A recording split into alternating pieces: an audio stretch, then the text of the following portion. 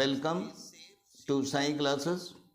Friends, today I am sharing you the editorial passage of the Hindustan Times on 20th October 2022 on Thursday.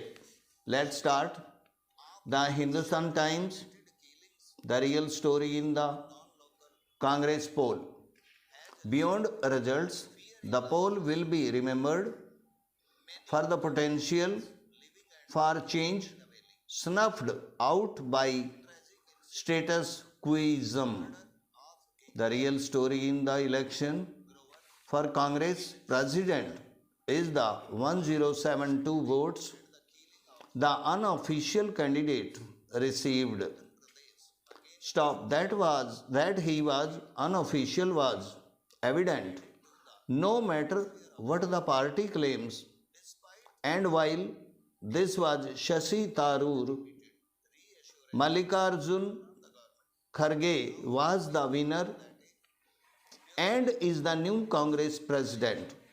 The names of the candidates are irrelevant, given the nature of the contest that holds true for their experience as well. After all, the election the party made much of it was not really won. There were barely distinguished attempts by the party to find a candidate who would represent the existing center of gravity of power in the Congress, the Gandhi family. At once, and once one was found, there were barely disguised attempts to ensure he won by a landslide. So while the Congress now has its first non-Gandhi chief in 24 years, this may not mean much in terms of the change that all commentators and even many inside the party have been calling for. Despite a veneer of naturality, it was always clear that Mr. Kharge was the Gandhi's candidate, and it is very likely that they will hold sway over the party.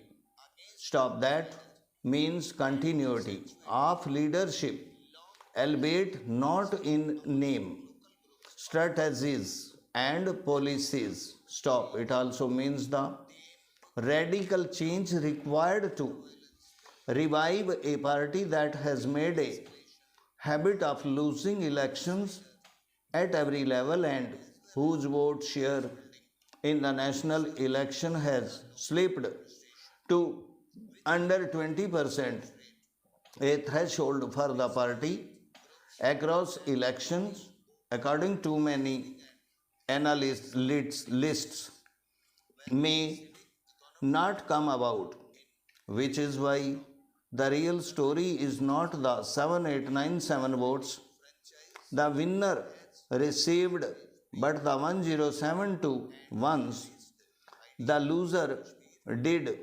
For it shows that despite the obvious nudging and the not so obvious directions, 1072 Congress members voted for change, with many of them perhaps aware that they were supporting a losing cause.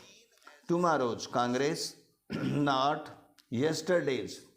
It is worth wondering what might have been had the contest been a truly open and fair one.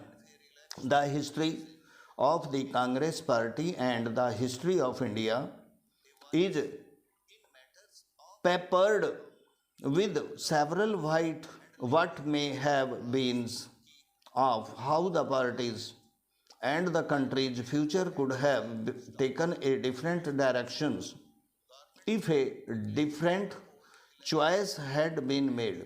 Future historians of the party are certain to pick this election for party president as one, not because of who won and who lost, but because of the opportunity for radical change reflected in 1072 votes, and how that flame was snuffed out by the status quoism of 7897 votes. Thank you.